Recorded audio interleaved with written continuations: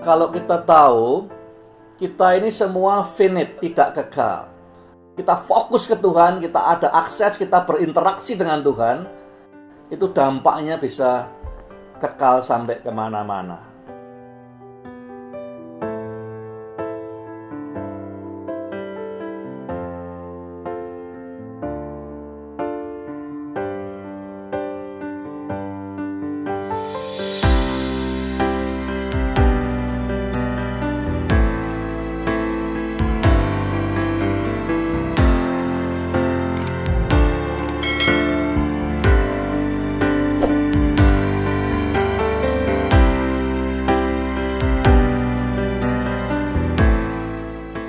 Jadi topiknya saya kasih leaders of characters.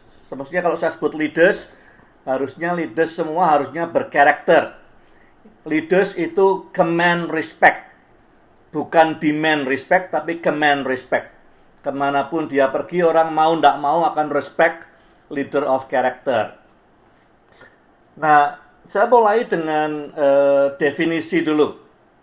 Ya, ada presiden di India, saya rasa dia ini mengatakan, dream atau mimpi is not that which you see while sleeping, it is something that does not let you sleep.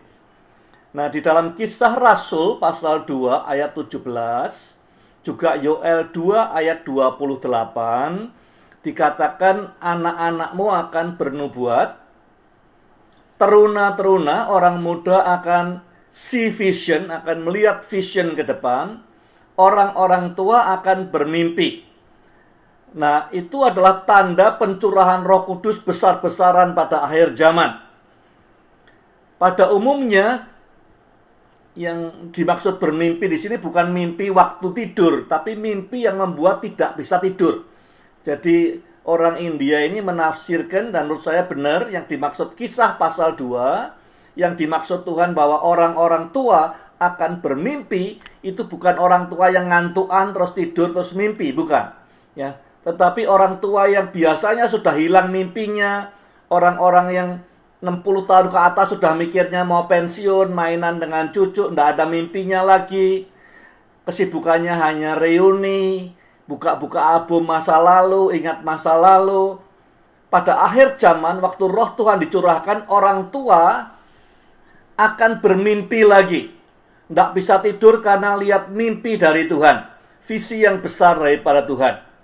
Sekarang ini mimpi jadi barang langka. Anak-anak remaja, pemuda bermimpi. Saya ketemu banyak orang 30 tahun lebih sudah kehilangan mimpinya.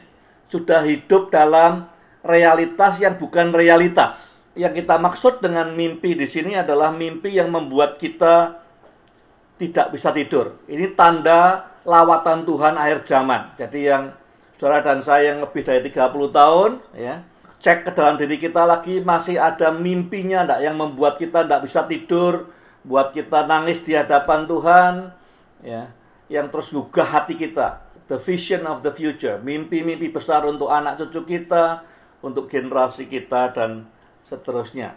Di dalam ayat 1, dikatakan mulai ayat 1 pasal 6, raja tidak bisa tidur. Ya, saya ketemu mungkin dalam hidup saya udah dengan ribuan pemimpin. Bahasa sleepless night itu bahasanya pemimpin. Ya. Pemimpin biasanya pemimpin yang melayani Tuhan, dia pernah mengalami sleepless night. Bukan karena dia ada problem yang ganggu dia terus tidak bisa tidur, bukan. Atau karena rasa tidak aman. Ya. Atau karena penyakit. Bukan itu yang dimaksud. Ya, sleepless night leaders itu pemimpin-pemimpin yang God ignited sleepless, yang disebabkan oleh Tuhan. Kenapa Tuhan mau ketemu kita pada malam hari? Yang pertama, He wants to get our attention. Biasanya kita di hari-hari siang, pagi, sore sibuk ketemu dengan orang. Kita tidak bisa perhatikan Tuhan mau ngomong apa, Tuhan mau nunjukin apa. Malam itu di ayat 1, Tuhan try to get the attention of Raja Ahasveros. Karena dia taat, sleepless night-nya Raja Ahasveros sudah bisa menyelamatkan nyawa orang. Tidak hanya nyawa orang, nyawa bangsa. Nah, saya ketemu banyak pemimpin yang sharing dengan saya sleepless night-nya mereka, di mana Tuhan ngomong sesuatu ya yang akibatnya bisa nyelamatkan nyawanya orang. Saudara tentu pernah Tuhan bangunkan malam hari, tahu-tahu disuruh berdoa untuk seseorang, kita tidak tahu kenapa. Berapa saat kemudian kita dengar bahwa malam itu dia dalam bahaya besar, oleh doa-doa kita diselamatkan dia. Banyak kali dalam hidup saya menghadapi bangun tengah malam disuruh doa untuk si A, si B, si C. Tidak tahu kenapa. Ya. Berapa saat kemudian baru dengar, ternyata doa itu adalah melindungi dia, menyelamatkan dia. Jadi yang pertama, kenapa Tuhan mau bicara dengan kita pada saat tidak ada orang lain, semua tidur, dia ingin kita bangun supaya dia dapat our full attention. Ya. Dan kalau kita taat, itu bisa menyelamatkan nyawa orang, bisa menyelamatkan sebuah bangsa, bisa membangunkan sebuah gereja. Banyak kali kita kemudian berusaha untuk tidur, untuk minum obat tidur dan segala macam. God has intention kalau dia bangunkan kita. Yang kedua, He wants to show us something. Di Kejadian pasal 15, malam-malam Tuhan ajak Abraham keluar. Waktu itu Abraham sudah putus asa, dia bilang, percuma engkau berkati aku Tuhan, kekayaanku sekian banyak ini nanti akan jatuh ke tangan Eliezer hambaku, anakku tidak punya anak. Terus digandeng sama Tuhan, Abraham keluar, suruh lihat langit. Tuhan bilang, coba hitung bintang di langit. Abraham tidak bisa ngitung. Tuhan bilang, sebanyak itulah keturunanmu kemudian. Mungkin setelah itu Abraham tidak bisa tidur. Bayangkan, wah luar biasa, anaknya, cucunya, dan segala macam keturunannya akan memenuhi bumi. Nah, banyak orang yang ditunjukkan visi oleh Tuhan, seperti tadi kisah pasal 2 yang malam-malam tidak bisa tidur karena excited. Apa yang bakal terjadi.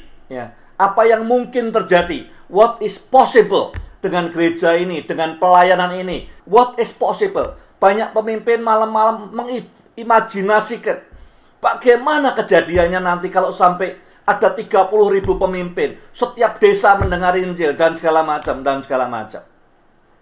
Yang ketiga, Tuhan bisa membangunkan kita karena dia mau ngomong sama kita. Seperti kasusnya Samuel. Ya, tidur malam-malam dibangunin sama Tuhan. Waktu itu tujuannya apa? Karena Tuhan ingin establish Samuel. Diajari bagaimana mendengar suara Tuhan supaya terbiasa. Kenapa tidak pagi hari? Kenapa tidak siang, tidak sore? Ya karena pada waktu itu banyak suara-suara lain. Kalau Samuel yang belum pernah dengar, harus diajak ngomong di tengah suara lain mungkin sulit. Belajarnya harus di tengah kesunyian. Berlatih mendengarkan suara Tuhan. Dan yang keempat, ini yang saya rasa penting. Ya. Saya tidak tahu dengan saudara, tapi saya ketemu dengan banyak pemimpin, gembala sidang, pendeta yang kalau saya tanya sharing masih ingat tidak? Ada momen-momen dalam hidup kita, entah waktu kita jadi panitia KKR, waktu kita gembalakan jemaat, waktu kita mimpin satu pelayanan, atau kita konseling dengan orang. Ingat tidak malam-malam di mana kita tidak tidur, sleepless night, di mana kita tersungkur di lantai dengan air mata. Masih adakah bekas air mata kita di karpet, ya, di lantai dan segala macam? When was the last time? Kapan terakhir kali saudara menangis, ya, untuk apa beban yang Tuhan taruh di hati saudara? Banyak pemimpin yang menurut saya sudah ketemu saya, dipakai Tuhan luar biasa. Semua pernah mengalami seperti ini. Sleepless night yang penuh dengan air mata. Nah, khawatir saya kalau saudara tidak pernah mengalami atau jarang mengalami ini, mungkin saudara harusnya melihat apa yang sekarang saudara tidak lihat. That's the key of sleepless night. Bukan karena persoalan kita, tapi Tuhan taruh di hati kita beban. Mungkin ada keluarga yang berantakan. Mungkin ada pelayanan yang terhambat, gereja yang terancam. Atau apapun juga yang Tuhan taruh. Kapan terakhir kali Tuhan naruh beban di hati kita yang membuat kita bangun tengah malam, tidak bisa tidur, cuma bisa berlutut nangis di hadapan Tuhan. Bukan karena persoalan kita, bukan karena utang kita, bukan karena penyakit kita, tapi karena Tuhan taruh di hati kita a mission. The why. Kenapa semua ini terjadi? Ya. When was the last time we spend time with God? Nah, saya rasa penting karena kalau kita tahu kita ini semua finite, kita ini tidak kekal. Tapi kalau kita bersentuhan dengan Allah yang kekal, setiap detik di mana kita bersentuhan dengan Allah yang kekal, kita memasuki kekekalan. Dampaknya bisa di kekekalan. Jadi setiap kali interaksi kita dengan kekekalan, itu kita punya akses di kekekalan. Nah, malam-malam di mana Tuhan bangunkan itu biasanya kita fokus ke Tuhan, kita ada akses, kita berinteraksi dengan Tuhan, itu dampaknya bisa kekal sampai kemana-mana. Ini omongannya Andy Stanley, dia bilang, when your memories exceed your dreams, the end is near. Kalau memori kita, ya kita ngomongnya tiap hari sudah ngomong soal masa lalu, ya enggak apa-apa. Nostalgia indah perlu diingat, ya. Tapi kalau memorinya lebih banyak dari mimpi-mimpi kita ke depan, lebih banyak daripada visi ke depan, apa yang Tuhan mau kerjakan, excitement kita untuk melihat pekerjaan Tuhan di depan lebih sedikit daripada kenang-kenangan masa lalu, sesungguhnya kita sedang mencoba atau berjalan mengakhiri perjalanan hidup kita di dunia ini. Nah, jadi saya dorong semua kita, tidak peduli usia saudara 70, 50, atau 30, tapi kita harus lihat bahwa dreams-nya harus lebih besar daripada memorinya. Yang poin berikutnya yang saya mau bahas adalah leaders and his journal. Jadi waktu malam itu Ahasveros tidak bisa tidur, dia buka-buka jurnalnya dia, jurnal resmi, official journal. Di sana dia temukan bagaimana Mordekai berjasa menyelamatkan nyawanya, memberitahu peringatan sehingga dia tidak mati. Lah, jurnal itu nolong nasibnya bangsa Israel. Kalau malam itu Ahasveros memaksakan diri untuk tidak bangun tapi males-malesan di tempat tidur, atau dia tidak punya jurnal, ya tidak ada apa-apa kemudian. Ya, jurnal ini penting. Dan saya anjurkan semua kita pemimpin untuk mencatat, punya jurnal. Yang pertama yang dicatat apa? Saya agak telat, ya. Saya mulai dapat hadiah waktu saya mau ke Korea pertama.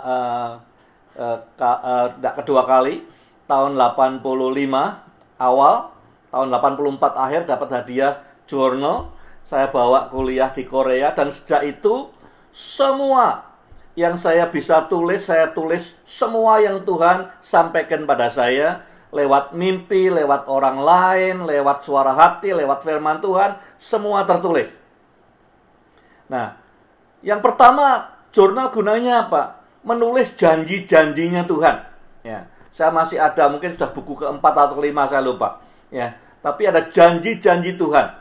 Setiap kali saya ada waktu untuk solitude, berdoa sendiri, saya lihat lagi janjinya Tuhan, mana sudah digenapi, mana yang belum. Dan itu memberikan kita joy, boldness, confidence. Tuhan setia, janjinya digenapkan, selalu digenapkan.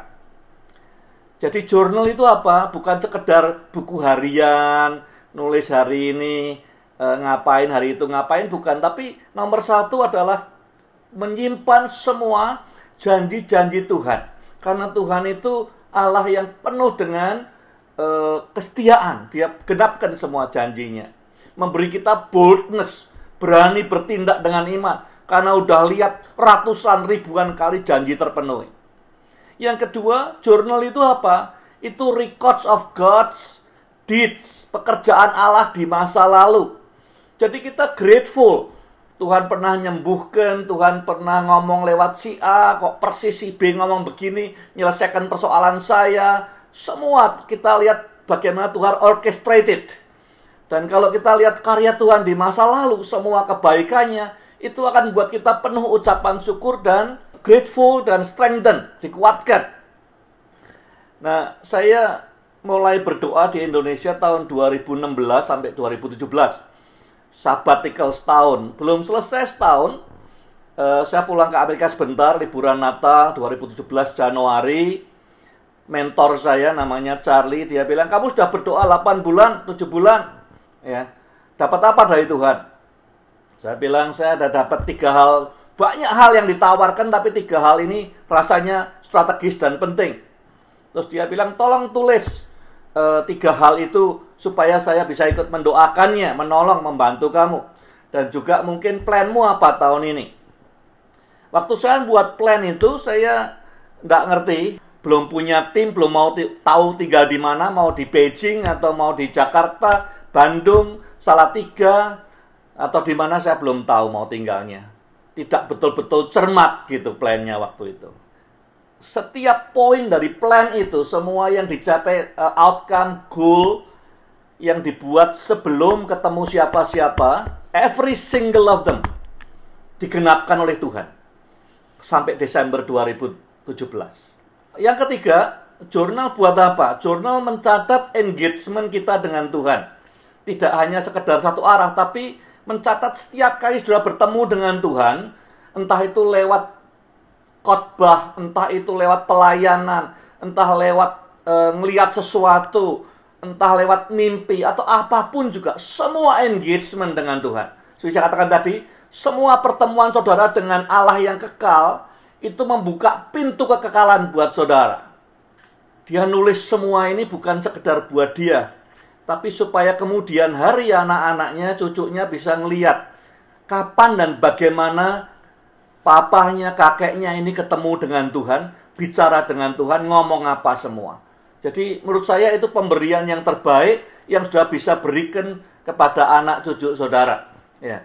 Beri uang bagus, beri rumah baik, beri mobil ya tidak apa-apa, ya, tapi itu bisa hilang semua. Tapi kalau anak ini bisa ngelihat bagaimana ayahnya, papahnya, kakeknya berjalan dengan Tuhan, berinteraksi dengan Tuhan, mencatat semua encounter antara yang fana dengan yang kekal, itu sangu warisan yang luar biasa, tidak ada batasnya. Jadi saya anjurkan sekali lagi, setiap pemimpin perlu punya jurnal. Nah, ini tema pokok kita, leaders command respect, crackers demand respect.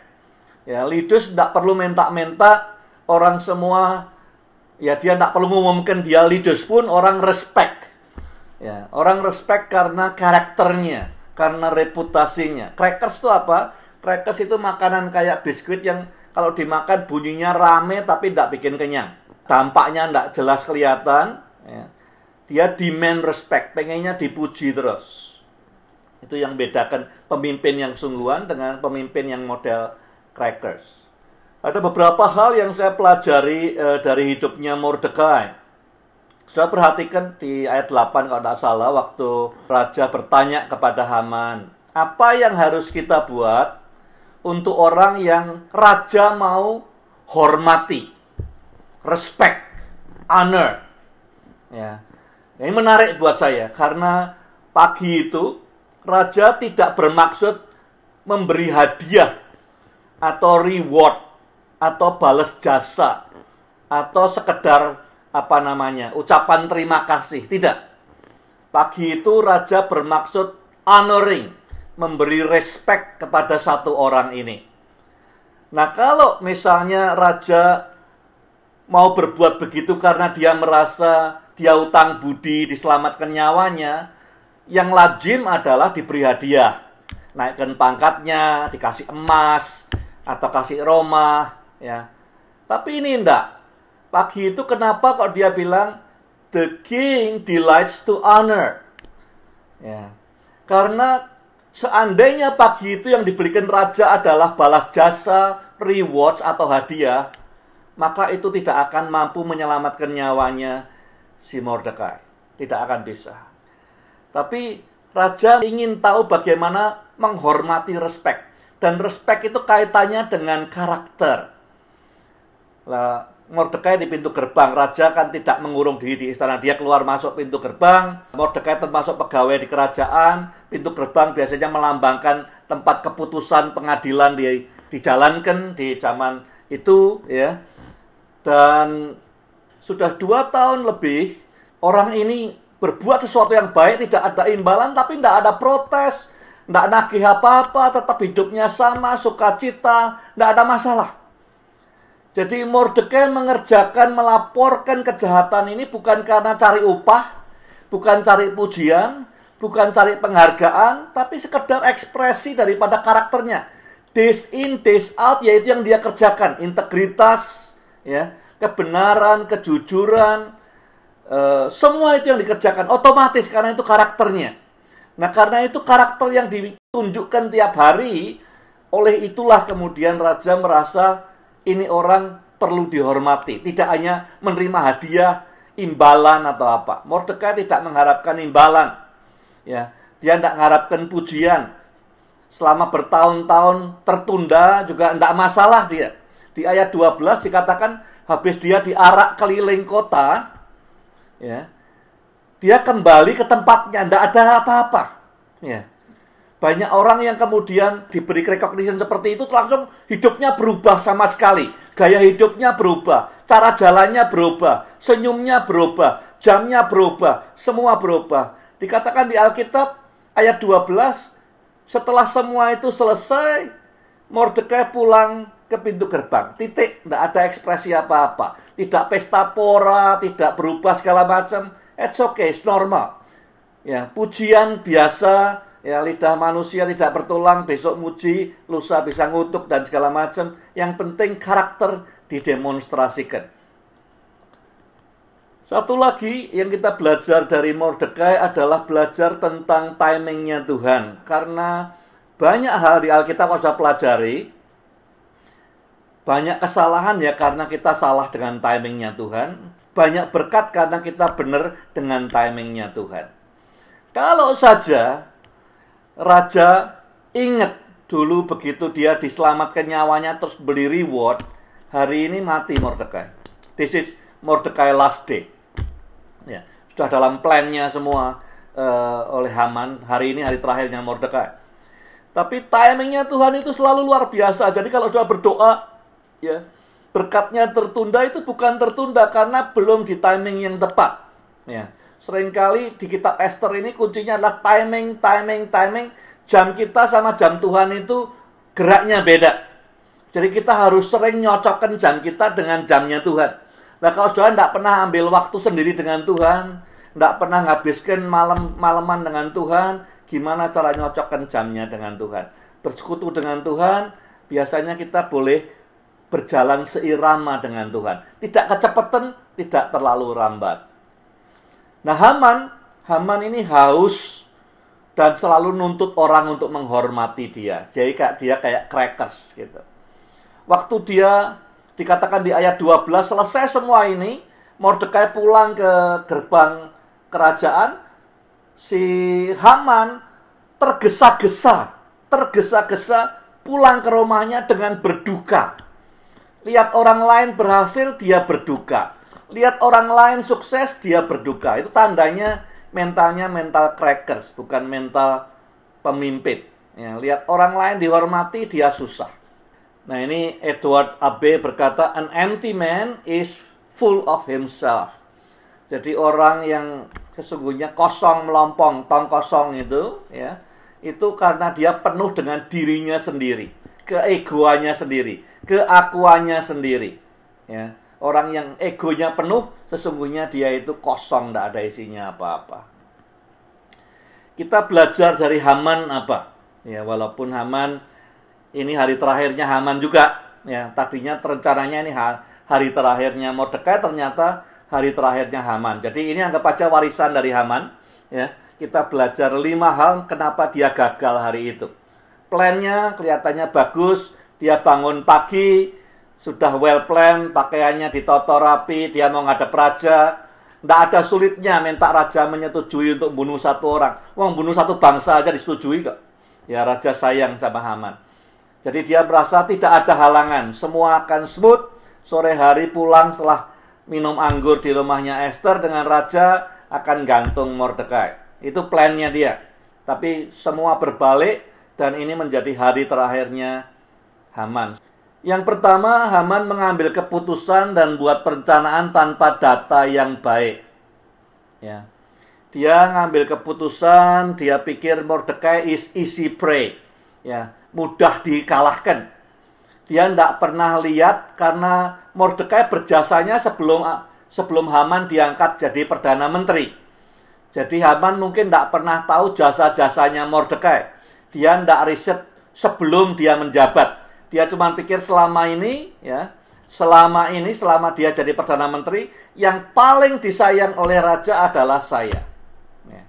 Jadi pengambilan keputusannya dalam dia menjawab pertanyaan raja is ill-informed, tidak well-informed. Ya, dia tidak bikin riset tentang Mordekai dengan baik sehingga dia gagal. Jadi datanya tidak lengkap, ill-informed. Kalau saja dia mempelajari sejarahnya sedikit jauh, oh ternyata Mordekai disukai teman-temannya, Mordekai suka nolong orang, Mordekai nyelamatkan raja, mungkin dia tidak semudah itu bikin plan untuk menggantung Mordekai jam 5 sore nanti. Yang kedua, menurut saya Haman ini self-awareness-nya rendah. Ya. Dia tidak sadar siapa dirinya. Tidak bisa melihat dirinya dengan baik. Dia menilai dirinya di atas harga pasar, terlalu tinggi. Ya. Nah, sekarang banyak tools hari ini. Para pemimpin bisa ambil tools di internet untuk bisa ngelihat dirinya sendiri itu seperti apa. Ya, banyak training leadership menolong kita untuk lebih mengenali karunia saya apa, desain saya apa, kekuatan saya di mana, dan segala macam. Yang Haman tidak punya. Haman kekurangan self-awareness. Dia tidak tahu kekuatannya di mana, kelemahannya di mana. Ya. Yang ketiga, dia berasumsi keliru.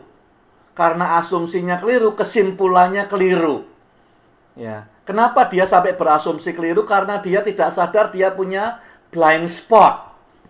Ada daerah-daerah, area tertentu yang dia tidak bisa lihat. Itu sebabnya setiap pemimpin butuh leadership team, mentor, coaching skill, accountable partner. Ya.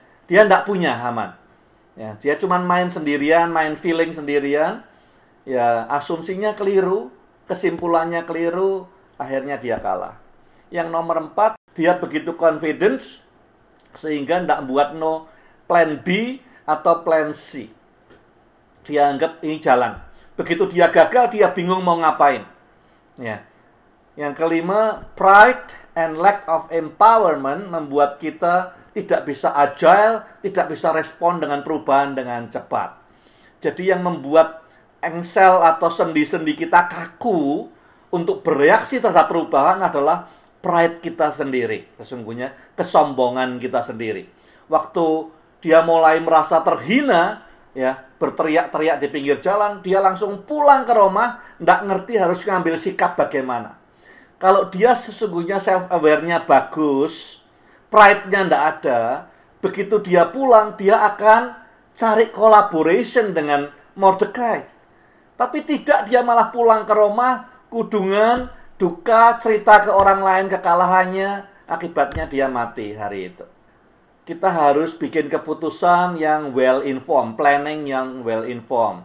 Nomor 2, tingkatkan self-awareness terus. Banyak program tentang hal ini, banyak tes, tanya teman, minta feedback dari orang, terima kritikan orang dengan sukacita. Yang ketiga, kita butuh mentor, butuh leadership team, butuh coaching skill supaya tidak dibutakan oleh blind spot. Daerah-daerah yang kita tidak tahu, karena we don't know what we don't know. Kita tidak tahu apa yang kita tidak tahu.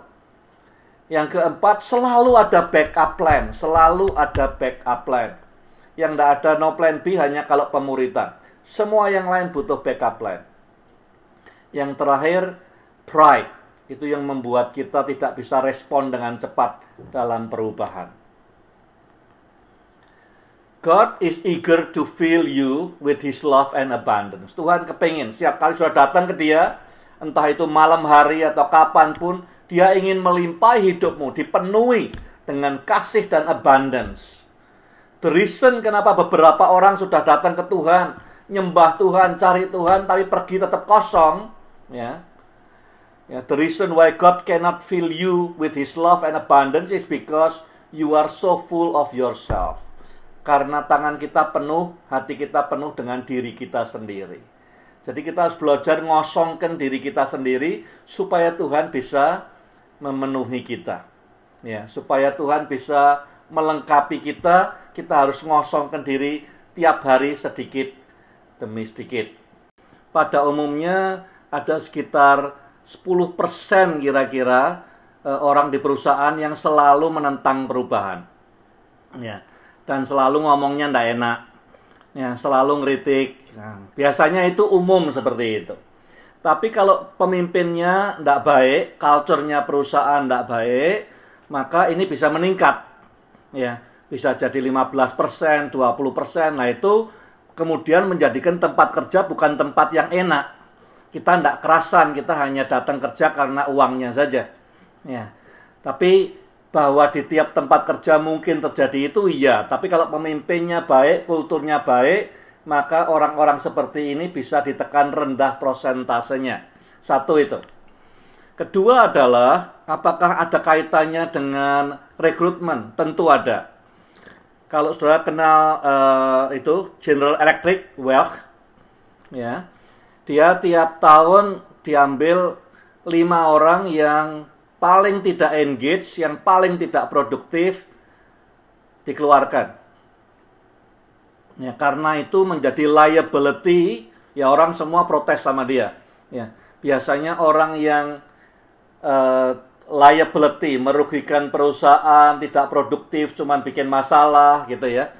Kalau di Amerika gampang seperti itu. Ya, 5% paling bawah diinggirkan semua, dia cari hire lagi. Ya. Cuman banyak orang kritik dia. Cuman hiring is very important. Rekrutmen sangat penting. Rekrut lebih baik terlambat daripada salah. Karena salah merekrut orang itu sakitnya bertahun-tahun. Kalau di Indonesia, ya karena tidak gampang mencat orang begitu saja di perusahaan. Ya, jadi perlu lebih banyak doa. Kalau di pada saat rekrutmen, hiring, doanya, puasanya banyak, maka pada saat menjalankan organisasi lebih banyak ngucap syukurnya, ya, celebrationnya. Tapi kalau kita tidak berdoa pada saat rekrutmennya, ya sama di pelayanan juga sama. Kalau kita tidak berdoa di rekrutmennya, maka kita sakitnya di pemeliharaannya. Hanya berapa persen itu ditentukan oleh bagus tidaknya kultur organisasi dan leadership yang ada. Seringkali kita kelirunya di perusahaan atau di organisasi, ya, kita habiskan energi kita untuk ngurusi Haman yang cuma 5% atau 10% tadi. Ya, sehingga kita lupa investasi ke Mordekai yang mungkin 90% tadi. Lah itu strategi yang keliru, karena kita seringkali di-attract dengan persoalan, kita ingin persoalan selesai, ya. Kita banyak pemimpin pendiriannya adalah solve it or dissolve it, ya. Artinya pecahkan itu, kalau enggak bisa ya singkirkan dari depan saya, kan gitu. Padahal kita sebagai pemimpin harus bisa mempertemukan dua tensi. Persoalan yang tidak membahayakan biarkan saja, ya. Tapi fokus kita harus kepada Mordekai. Bagaimana dia bisa menjadi pemimpin yang baik dan menyelamatkan bangsa. Banyak organisasi, banyak gereja, banyak perusahaan, kelirunya energinya dihabiskan ke Haman yang cuma mungkin 10% tadi. Kapan terakhir kali Tuhan membangunkan saudara di tengah malam? Ya, apa yang terjadi? Jadi share aja kapan terakhir kali ya terbeban untuk orang, Tuhan tiba bangunkan untuk berdoa, atau Tuhan beri beban tak nangis untuk seseorang, atau gereja, pelayanan, perusahaan, keluarga, atau Tuhan berikan visi yang luar biasa membuat saudara bergairah, tidak bisa tidur. Saya pernah dibangunkan tahun 2008 dulu, jam 2 pagi untuk lihat jurnal-jurnal saya, ya, dan ingat pekerjaan Tuhan dalam hidup saya. Pertanyaannya kapan terakhir kali, kejadiannya bagaimana?